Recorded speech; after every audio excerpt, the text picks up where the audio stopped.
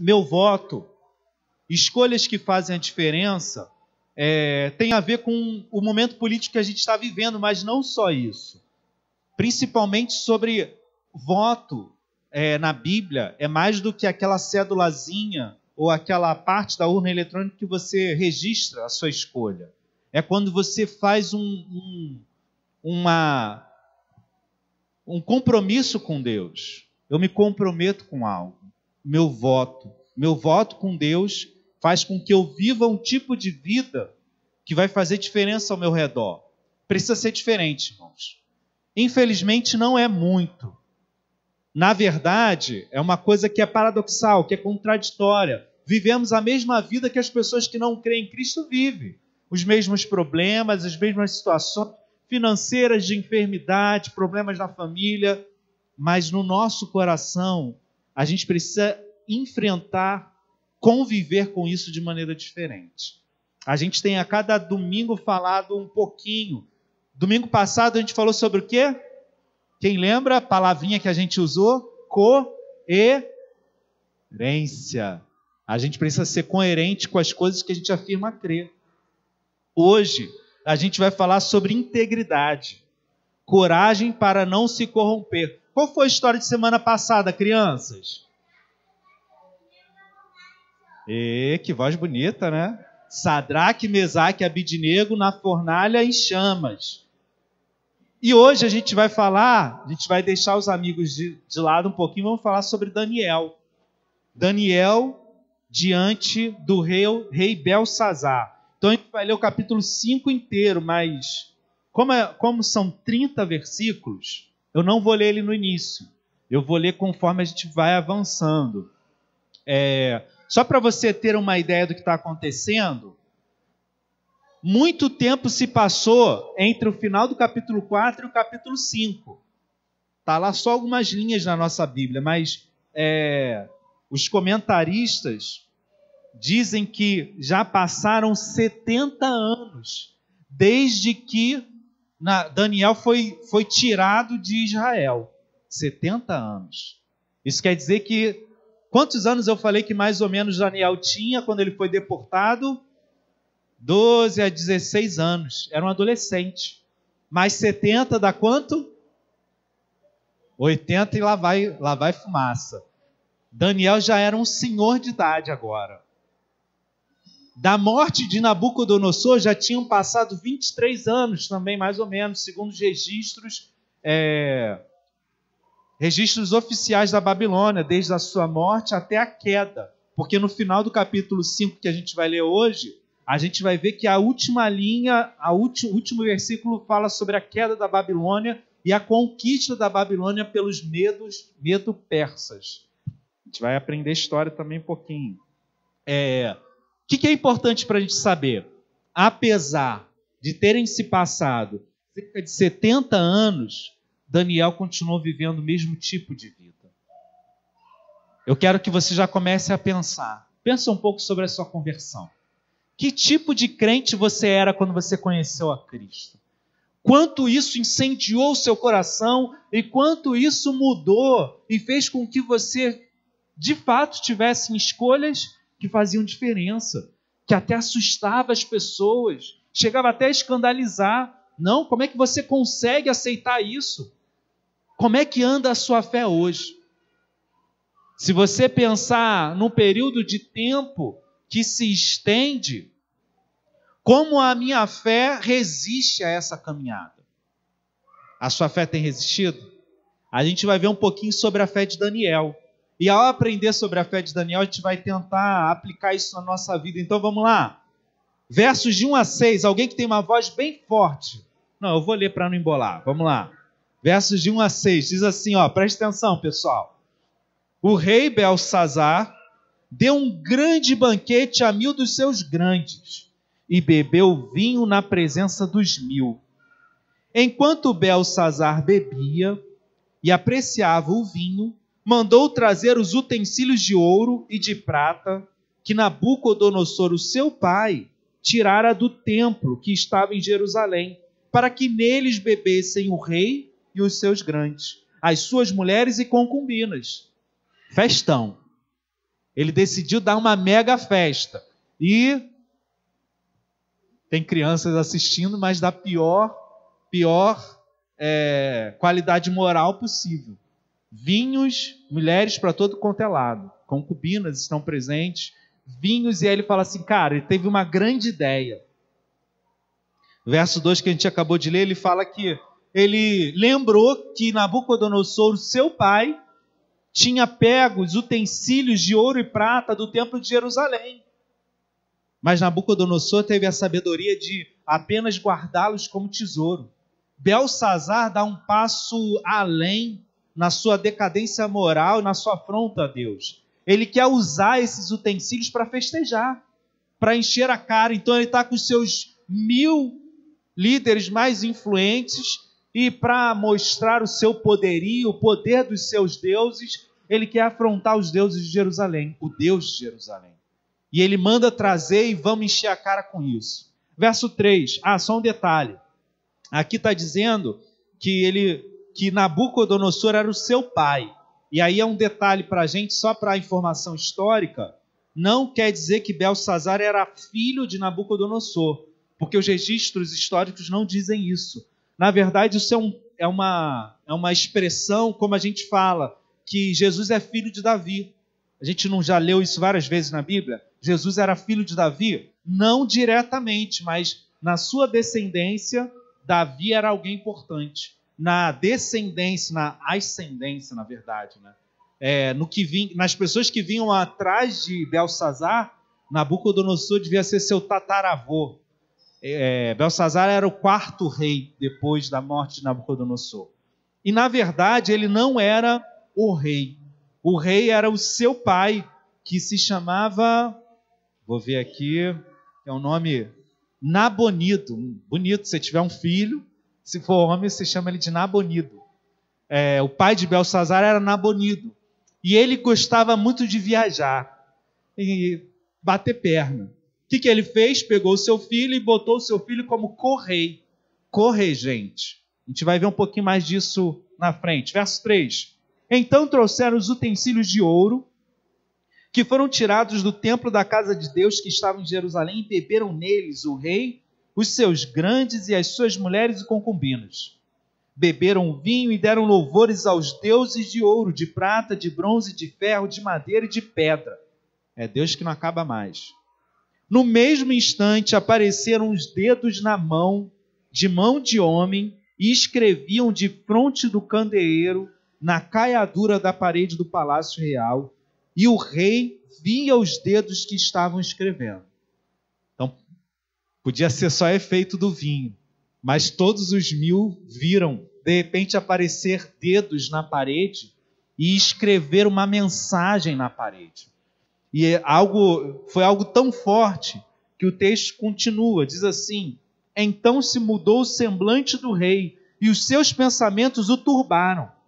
As juntas dos seus lombos se relaxaram e os seus joelhos batiam um no outro. Tremeu na base. Falando português da atualidade, ele sentiu o que tinha acontecido. Pode ser, e o texto está dizendo isso, que eles nem sabiam o que estava escrito, mas sentiam que aquilo era algo importante e urgente a ser compreendido.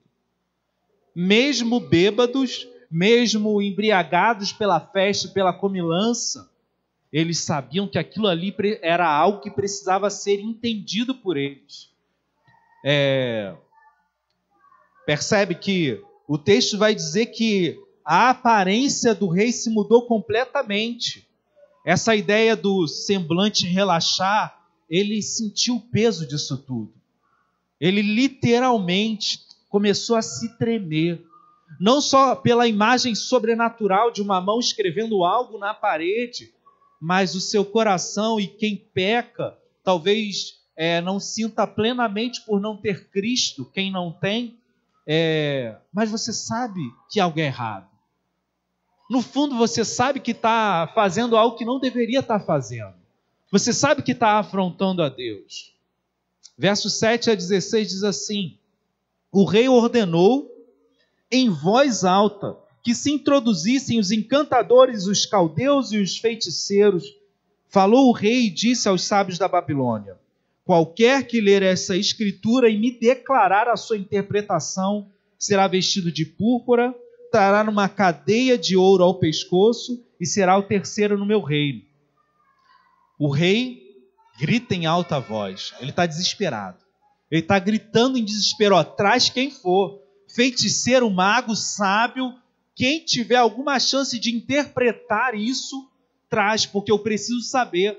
E ele vai além e fala, olha, quem conseguir me dizer o que está escrito ali, para você perceber que ele entende que não foi só uma inscrição boba, não é uma coisa divertida acontecendo de maneira sobrenatural. Ele entende a importância daquilo e ele fala, olha, quem conseguir me dizer o que está escrito vai ser vestido de púrpura, vai trazer no seu pescoço uma cadeia de ouro, quer dizer, aqueles cordões pesados que você nem consegue carregar, e vai ser o terceiro em importância. Por que ele diz que vai ser o terceiro? Se você lembra de José no Egito, o faraó, quando tem o sonho, ele diz o que? Olha, quem conseguir descobrir vai ser o segundo em importância. Ou seja, só eu estou por cima disso.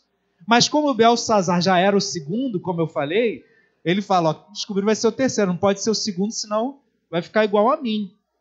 Pode reparar, sempre quando um rei fala isso, ele fala o segundo. E aí aqui ele vai falar o terceiro justamente por causa disso. Ele está desesperado. Verso 8.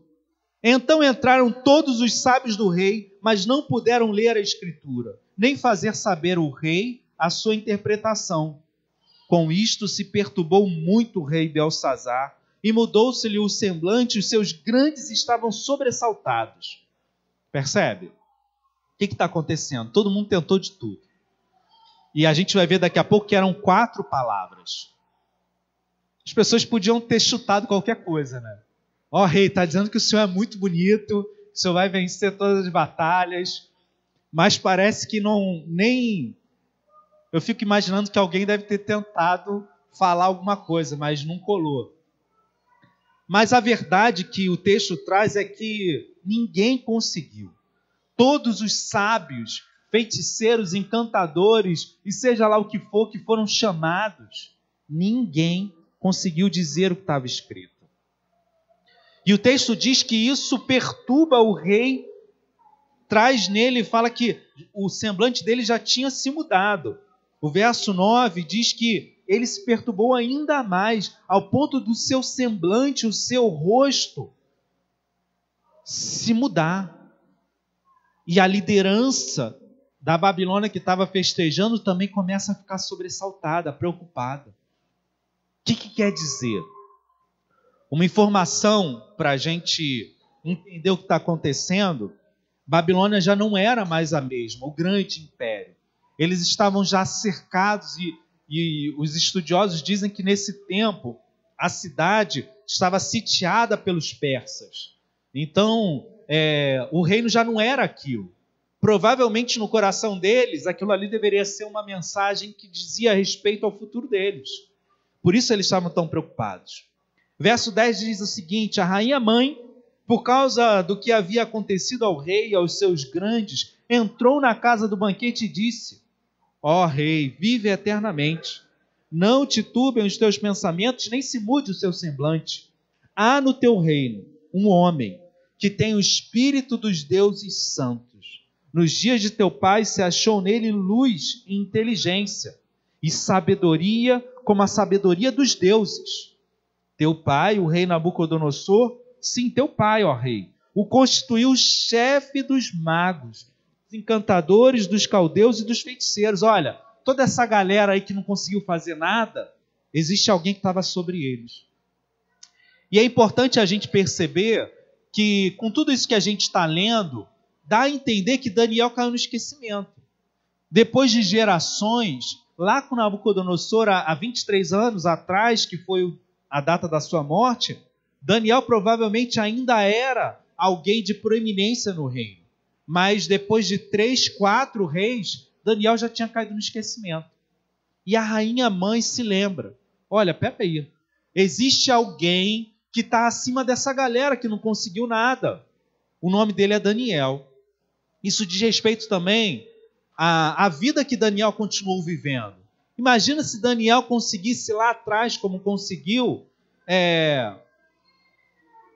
ser tido como um grande sábio, o que impressionou Nabucodonosor, e depois ele teve um sonho no capítulo 2, se eu não me engano, e Daniel também o interpreta, e Nabucodonosor faz assim, olha, eu tive um sonho, mas eu não vou falar qual é.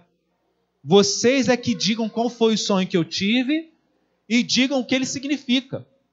E só Daniel conseguiu chegar lá, dizer o sonho que ele tinha tido e o que significava. E aí era de fato a Deus dando um ultimato para Nabucodonosor, lembrando a ele que ele era o grande rei e que havia dado o reino a Nabucodonosor e que ele precisava reconhecer que quem era o Senhor de tudo era Deus, Jeová. Mas ele não reconhece, ele deixa o seu coração se engrandecer, e no capítulo 4 a gente vê Nabucodonosor sendo feito como um animal. Diz que ele de repente fica louco e vai viver entre os animais do campo, correndo nu, no meio dos bichos, tomando chuva, até que de repente ele volta a si e ele consegue reconhecer quem é Deus. E aí a gente chega onde a gente está. Nabucodonosor, apesar de toda a sua loucura, no final de sua vida, ele reconhece que Deus é o único Deus, ao final do capítulo 4. Mas Belsazar simplesmente esqueceu disso tudo. E a rainha lembra a ele, pelo menos, quem era Daniel. E aí, como eu havia falado, Daniel nos confronta, dizendo, nos mostrando que o fato da gente continuar vivendo uma vida íntegra faz com que o nosso testemunho tenha poder. Imagine se Daniel tivesse chutado o balde. Se depois que ele saísse da posição de poder, ele envergonhasse com o seu testemunho, fazendo o que era errado, não tendo o mesmo compromisso com Deus, será que ele estaria de volta nessa posição de ser chamado? Isso é também um chamado para nós. A gente não é íntegro e comprometido com o Senhor só quando a gente está ganhando, só quando a gente está numa posição de poder, mas a gente precisa entender que a integridade é para a vida toda. A gente precisa caminhar com Deus, porque essa de fato é a vida abundante que Deus nos promete. E aí a rainha mãe vai continuar, depois de elogiar, verso 12 vai dizer, porquanto o espírito excelente, conhecimento e inteligência, interpretação de sonhos, declaração de enigmas e solução de casos difíceis se acharam neste Daniel, a quem o rei pusera o nome de Beltesazar. É um T e S a mais, né? O rei era Belsazar e Daniel era Beltesazar. Chame-se, pois, a Daniel e ele dará a interpretação. Então Daniel foi introduzido à presença do rei. Falou o rei e disse a Daniel, és tu aquele Daniel dos cativos de Judá, que o rei, meu pai, trouxe de Judá? Tenho ouvido dizer a teu respeito que o Espírito dos deuses está em ti, e que em ti se acham luz, inteligência e excelente sabedoria. Acabam de ser introduzidos à minha presença os sábios e os encantadores para lerem estas escrituras e me fazerem saber a sua interpretação, mas não puderam dar a interpretação destas palavras. Eu, porém, tenho ouvido dizer de ti que podes dar a interpretações e solucionar casos difíceis. Agora, se puderes ler esta escritura e fazer-me saber a sua interpretação, serás vestido de púrpura, terás cadeia de ouro no pescoço e serás o terceiro no meu reino. Então o rei, sem saída, manda chamar Daniel e atualiza ele do que estava acontecendo. Olha, Daniel, a verdade é que ninguém conseguiu. E eu ouvi dizer que você consegue. Eu prometi para eles e prometo para você. Se você puder interpretar o que está escrito, eu vou te encher de ouro. Você vai voltar a ter a oportunidade de estar no cargo de liderança. E aí imagina o coração de Daniel. Ou o nosso coração numa situação dessa. Depois de anos no ostracismo, a gente pensa, nossa hora chegou. Agora sim Deus vai me recolocar onde eu estava. O quanto o nosso coração tem desejos tão intensos que nos tornam obsessivos e cegos. E a gente já não quer saber o que Deus quer. A gente quer estar onde a nossa vontade nos guia. Eu fico pensando o quanto Daniel, diante dessa oferta, poderia ter balançado. Talvez ele já estava há muito tempo vivendo uma vida mais humilde e já não sendo tão importante na vida de outras pessoas. E como a gente viu semana passada, a gente sempre tenta transformar o nosso desejo, que é egoísta e mau, em algo que se pareça bom. Ele poderia pensar, poxa, eu voltando a ser grande nesse reino, então eu vou poder influenciar mais pessoas e levar mais pessoas a Cristo. E a gente acha que Deus precisa dos nossos planos para que a sua palavra cresça. O que a gente esquece é que Ele já tem os planos dele e que a gente só precisa seguir, se deixar guiar, e Ele vai nos conduzir.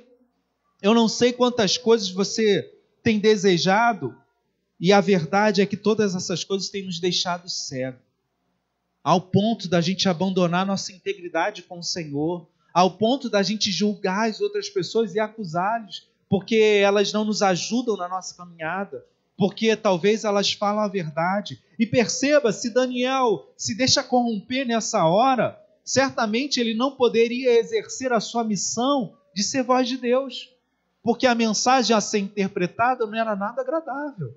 Ele não ia falar para Belsazar o quanto ele era grande, o quanto ele venceria seus inimigos. Pelo contrário, a gente já vai ver que a mensagem era de condenação.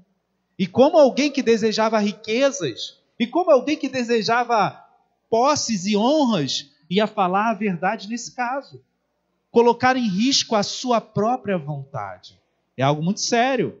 E aí a gente bota na balança a minha vontade e a vontade de Deus.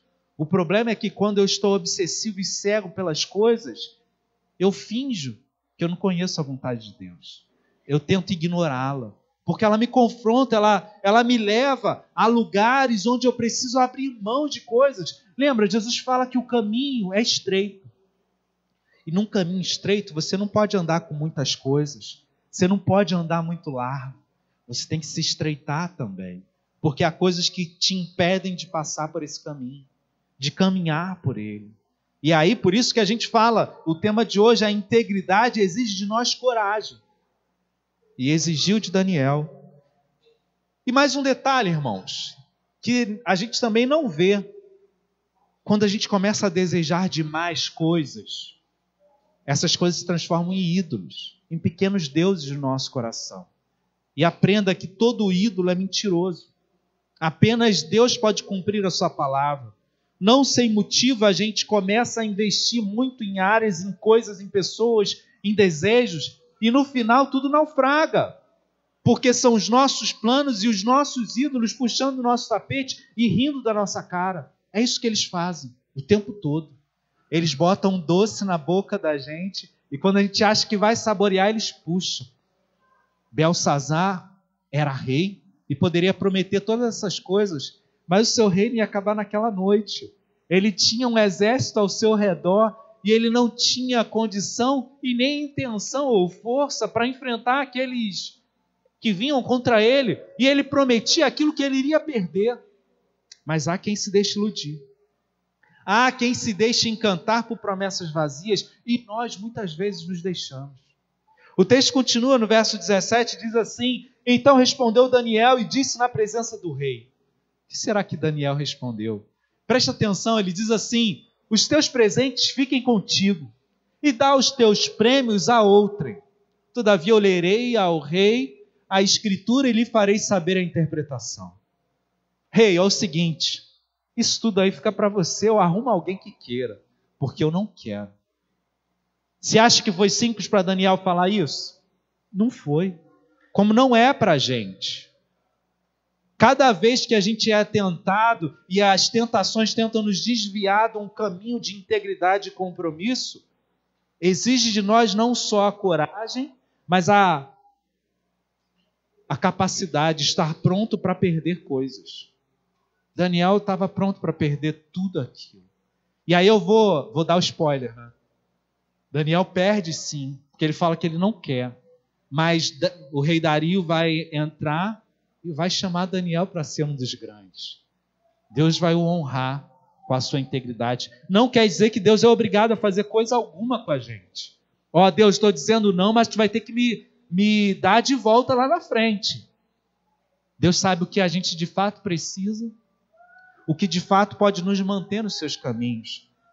Histórias clássicas, né? Pessoas que oram a Deus pedindo um carro, pedindo uma casa de praia, pedindo dinheiro, e quando tem essas coisas, a primeira coisa que fazem é passar finais de semana longe de Deus.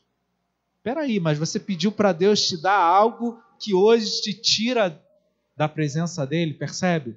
A gente faz isso o tempo todo. A gente quer para os nossos prazeres. Tiago vai falar, olha, vocês pedem e não recebem porque pedem mal. Pedem para esbanjar nos seus próprios prazeres. Mas quando vocês pedem, sendo guiados por Deus, Deus sempre vai dar tudo. Tudo que você precisa e que é bom para você. Verso 18.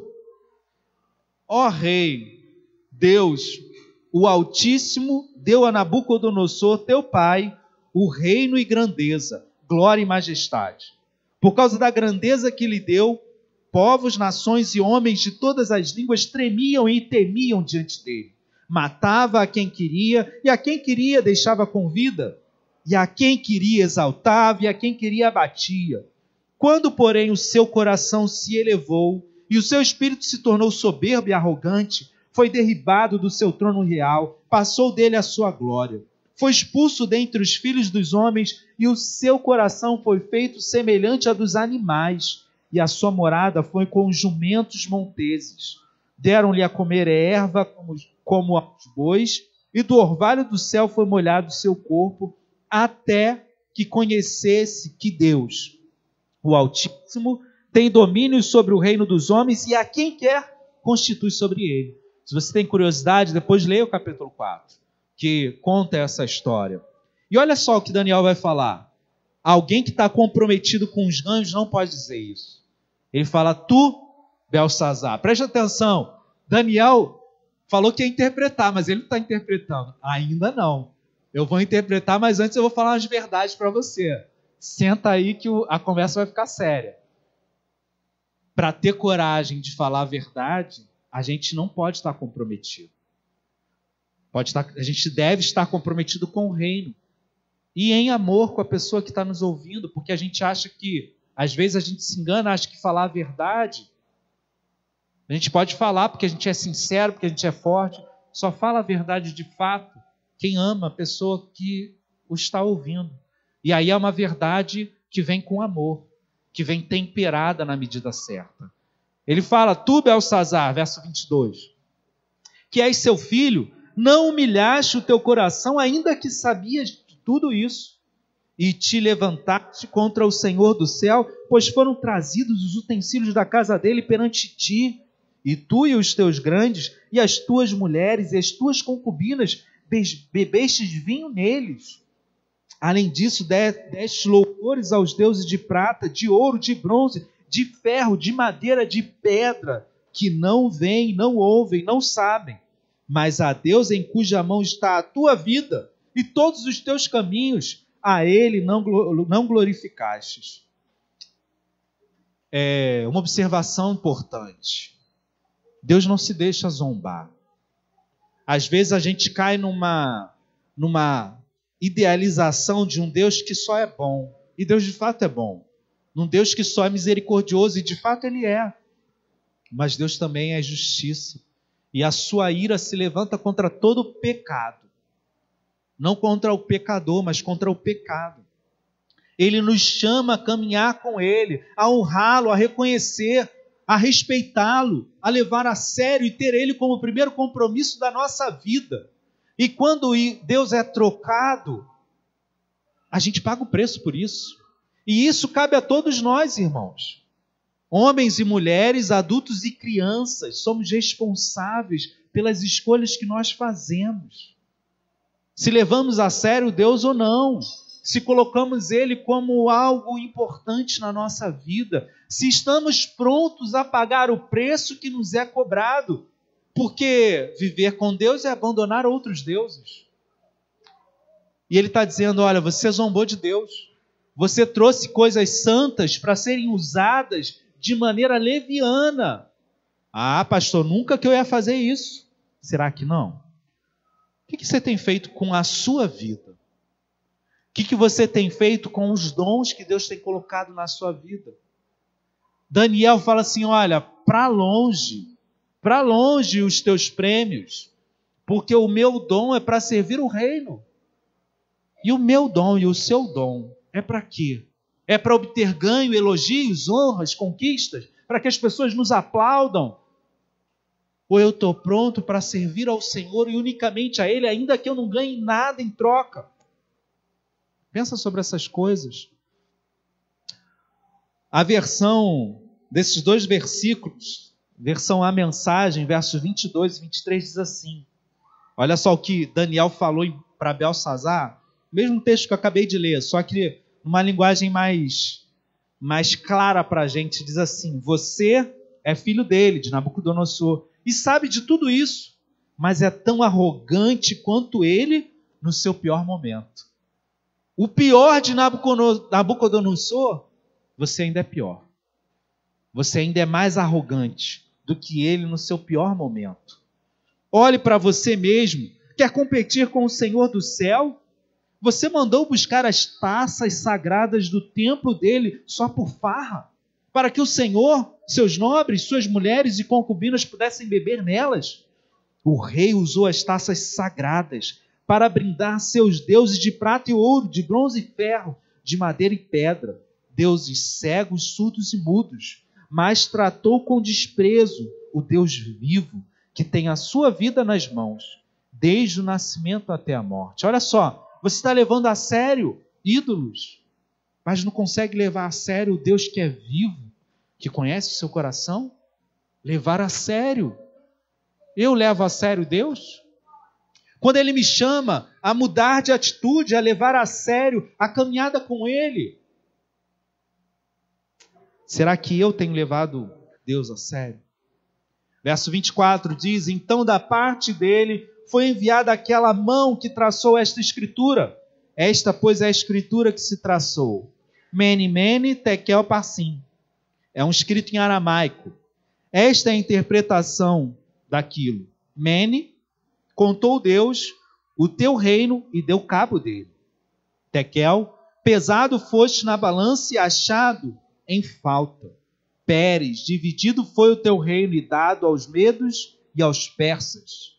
Então mandou Belsazar, Daniel falou que não queria nada, né? Mas ele ainda assim diz, então mandou Belsazar que vestissem Daniel de púrpura, lhe pusessem cadeias de ouro ao pescoço e proclamasse que passaria a ser o terceiro no governo do seu reino. Naquela mesma noite foi morto Belsazar, rei dos caldeus, e Dario, o Medo, com cerca de 62 anos, se apoderou do reino. Mene, mene, tekel, parsim, foi escrito. Literalmente, conta, peso, divisão. Tudo que você fez, o teu reino, as suas atitudes foram pesadas. Foram consideradas impróprias e fim para você, game over.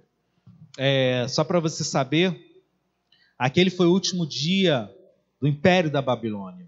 O texto registra isso, que os caldeus invadiram, e a história, perceba isso, registrou que a Babilônia foi conquistada sem guerra, sem violência.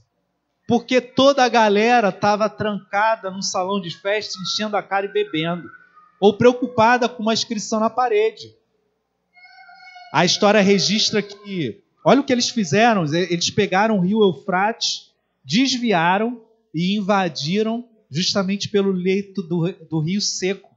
E aí encontraram passagem livre, todo mundo ainda embriagado da festa, a Babilônia toda tomada, e tudo que Belsazar prometeu acabou ali. Muito sério, irmãos, a gente pensar nisso tudo. A gente pensar o quanto as nossas atitudes requerem um preço, tem consequências. Belsazar provavelmente nem desconfiou que aquele seria o último dia. Eu lembrei de Mateus 24, versos 36 e 39, que diz assim, mas Jesus falando, mas a respeito daquele dia e hora, ninguém sabe, nem os anjos dos céus, nem o Filho, senão o Pai. Pois assim como foi nos dias de Noé, também será na vinda do Filho do Homem. Porquanto assim como nos dias anteriores ao dilúvio, comiam, bebiam e casavam e davam-se em casamento, até o dia em que Noé entrou na arca, e não o perceberam, senão quando veio o dilúvio e os levou a todos. Assim será também a vinda do Filho do Homem. Da mesma maneira que aquela galera estava na festa e nem percebeu o fim do seu império, Jesus registra que quando ele voltar, vai acontecer algo semelhante. As pessoas vão estar vivendo, bebendo, casando, e o Filho do Homem voltará para buscar aqueles que aceitaram o seu sacrifício na cruz como sendo algo para si. Rapidinho, para a gente tentar, depois de ouvir tudo isso, aplicar isso para a gente. Primeira percepção que eu tenho, além de tudo que a gente já falou, é o contraste entre duas vidas. Percebe? A gente tem Belsazar e Beltesazar, nomes parecidos, pessoas que lidaram com o poder, com dinheiro, com fama, mas que têm um estilo de vida diferente. Belsazar tinha um reino à sua mão, mas ele trata o reino de maneira irresponsável, faz escolhas irresponsáveis. Ele poderia estar vigiando e cuidando do seu reino, ele poderia estar pensando de maneira sábia, mas ele simplesmente decide dar uma grande festa. E ele não só arruína o seu reino e a sua vida, mas leva junto consigo sua liderança e seus cidadãos. Daniel, ao contrário, por causa das suas decisões que lhe custaram alto, ele consegue viver uma vida íntegra e abençoar sempre quando a sua presença é exigida. Aonde ele está, não importa se ele vai ter vantagens ou não, não importa se ele tem ganhos ou não, não importa se ele está por cima ou por baixo. Aonde ele está, ele é a imagem de Deus e a voz do Senhor. E eu fiquei pensando sobre a minha vida. Será que eu entendo que eu só posso abençoar quando tudo está bem? Será que eu entendo que as coisas, que eu posso ser um instrumento nas mãos de Deus só quando o meu coração está bem? Quando eu estou feliz e satisfeito? Quando a minha vida corre bem? Quantas vezes eu pensando em mim mesmo, eu perco oportunidades numa festa, num encontro, numa saída, porque eu estou tão preocupado com o meu mundo que eu não percebo que existem pessoas ao meu redor que precisam de uma palavra, de atenção, de ouvidos que ouçam, de palavras sábias e santas. E eu vejo que Daniel, mesmo sendo retirado do reino, a gente viu nas outras semanas, provavelmente foi castrado, foi arrancado da sua família, da sua cidade, viu tudo ser destruído, ainda assim, ele escolhe. Ele toma decisões que fazem a diferença, com coragem. Que escolhas você tem feito? Será que você tem sido íntegro? Será que você tem pensado demais no custo? Para a gente ser prático, irmãos, eu acho que a gente normalmente toma dois caminhos aqui. Quando você ouve essas histórias, normalmente a gente pensa em duas coisas. Você ouve uma história como a de Daniel e pensa assim, bom, a história de Daniel é uma história fora da curva. Algumas poucas pessoas chegam a ser como Daniel, e eu certamente não sou uma delas. Deus separa poucas pessoas para serem especiais, para fazerem grande diferença, e eu não, eu sou só mais um. Ou então eu penso, olha, talvez eu pudesse chegar lá. Talvez eu pudesse ser como Daniel, mas é um custo que eu não sei, é um custo que eu não sei se eu estou disposto a pagar. E aí eu, mais uma vez, tiro meu time de campo. É isso que Deus quer de mim? Poxa, eu olho ao redor, eu já estou melhor do que tanta gente, eu já não roubo, eu não mato, eu não fumo, eu não sou viciado em nada. Tudo bem. Eu vou para o céu, eu estou na média geral. Deus nunca chamou a gente para estar na média geral. Ele chamou a gente para viver a excelência. E o que eu sinto, irmãos, quando eu leio essa história, é que às vezes a gente tem uma imagem distorcida de que Daniel era um cara diferenciado, porque quando precisava, ele falava o que tinha que falar. E de fato ele poderia ser alguém, mas a gente precisa entender que existe um caminho até chegar nesse alguém. E eu quero que você entenda que é um caminho que serve a você também. Não pense que no meio do confronto e da dificuldade você vai chegar lá e vai agir como Daniel, como um passe de mágicas. Pronto, Deus vai me usar. Eu quero repetir algo que eu tenho falado tantas e tantas vezes, mas que muitas vezes entra por um ouvido e sai pelo outro. Para ser como Daniel, eu preciso decidir por uma caminhada diária. Ser como Daniel não acontece num passe de mágicas, nem é só para alguns. É para a igreja do Senhor. Só que é para a igreja que caminha diariamente com Deus. Deixa eu te fazer uma pergunta sincera. E eu quero que você responda a você mesmo. O que você acha que pode mudar a sua vida hoje? Para que você seja aquilo que você entende que Deus quer que você seja. Responde para você. O que você acha que poderia mudar a sua vida hoje? Eu vou te responder. Não é mais conhecimento. Não é mais entendimento das coisas.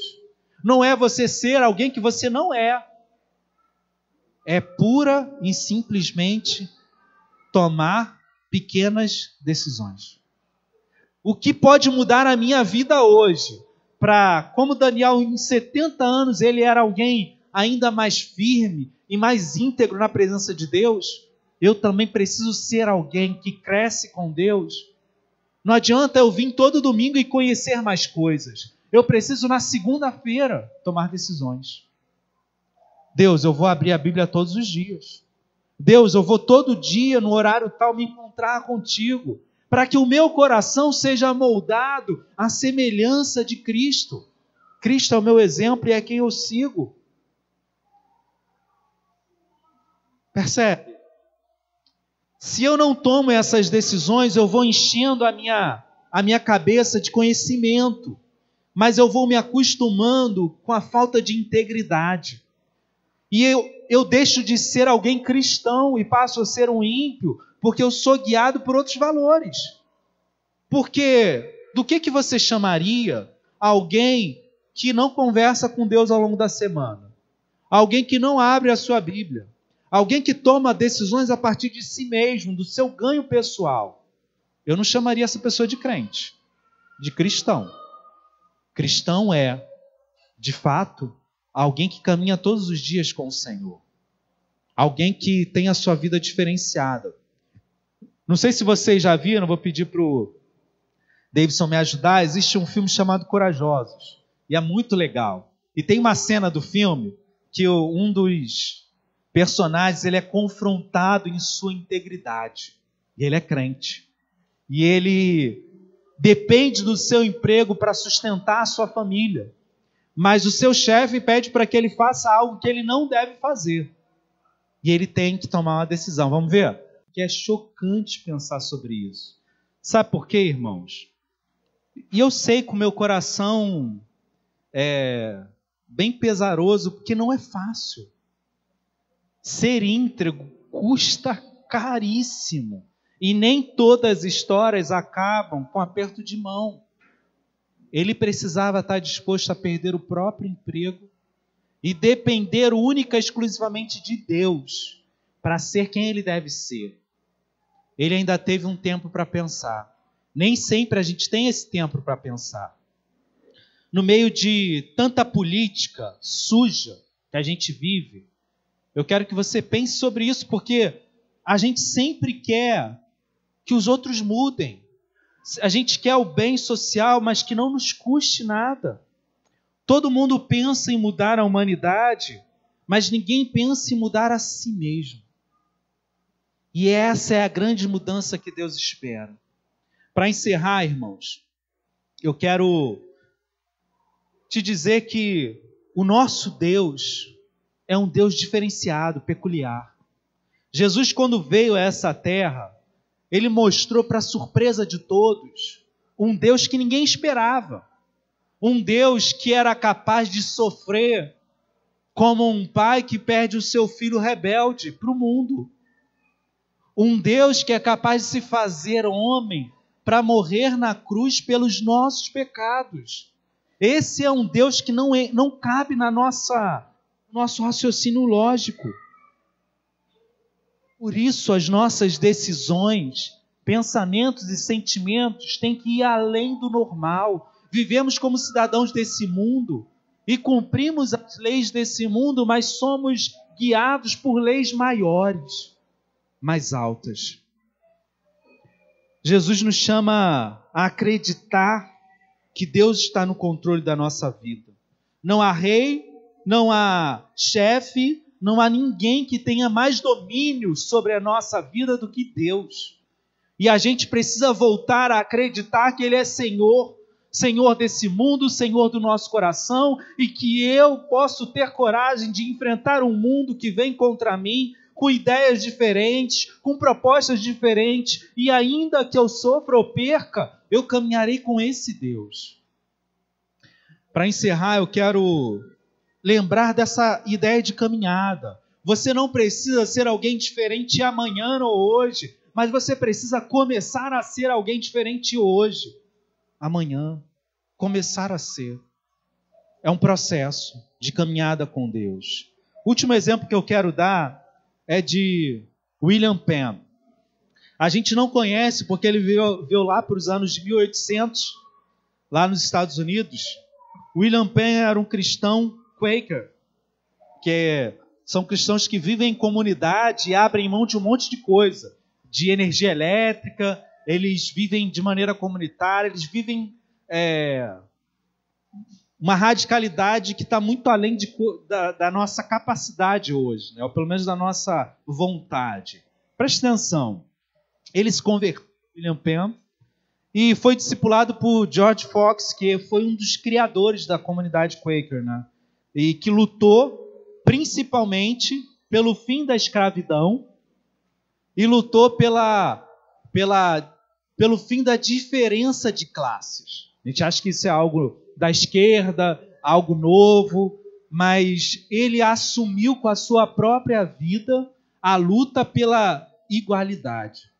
E olha só, naquele tempo, William Penn, ele nasceu numa família de classe altíssima, ele tinha muitas posses. E ele, naquele tempo, para você se diferenciar do povo, você andava com uma espada.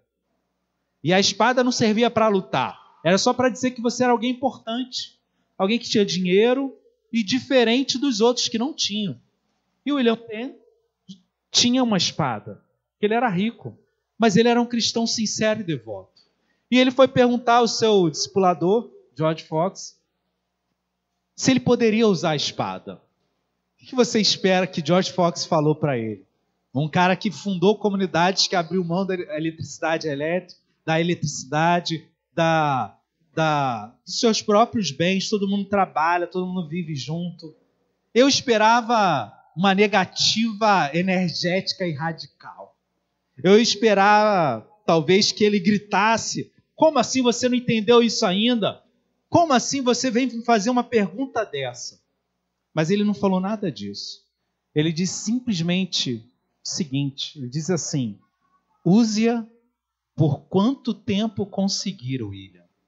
Use-a por tanto tempo quanto você conseguir. Ele confiava na condução do Espírito Santo, em pessoas que levam a sério a sua caminhada. Pessoas que sabem que ainda não são, mas que a cada dia são diferentes do que eram ontem, porque caminham com seu Deus. E não estamos aqui para ditar regras ou impor vontades a quem quer que seja, mas estamos aqui para caminhar juntos e crer e confiar que temos caminhos diferentes, mas na mesma direção, juntos como uma comunidade. É claro, essa lógica serve para milhares de coisas, mas não para tudo. Como pastor, tem que fazer essa ressalva. Existem coisas que a gente vai viver o processo de mudança. Existem pecados que precisam ser abandonados para ontem. Os 10 mandamentos são um bom exemplo disso. Por exemplo, se alguém vem falar comigo e fala, olha, eu estou em adultério, eu não vou falar, fique enquanto tempo você conseguir. Não, é agora, para. Mas existem coisas que o nosso Deus gracioso e bom nos conduz à mudança. Ele não vem com o pé na porta e arrancando de nós com raiva e imposição as coisas que não deveriam estar lá. Mas eu preciso, acima de tudo, me comprometer com a caminhada. E sem a caminhada, eu não sou nada. A caminhada é o centro do que eu sou em Cristo. E se você tem dúvidas sobre coisas, sobre práticas, sobre ações, deixe que o Espírito Santo te conduza e te leve a essa santidade, a uma integridade. Você quer ser como Daniel? Você está pronto para pagar o preço? Não se assuste. Não tenha medo. Mas você precisa começar a pagar o preço hoje e agora.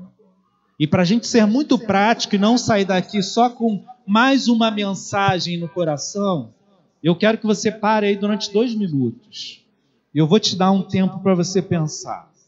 Eu quero que você pense em que decisões você vai tomar a partir de hoje, a partir de amanhã, para mudar a sua caminhada com Deus. Eu quero já te dar uma dica. Tudo que é importante para a gente tem horário, tem lugar. Se Deus é importante para a sua vida, marque um horário para Ele. Marque na agenda familiar um tempo para se encontrar com Deus. Não deixe ao acaso quando dá tempo. Marque um tempo, um local diário, para você se encontrar com Deus sozinho e com a sua família.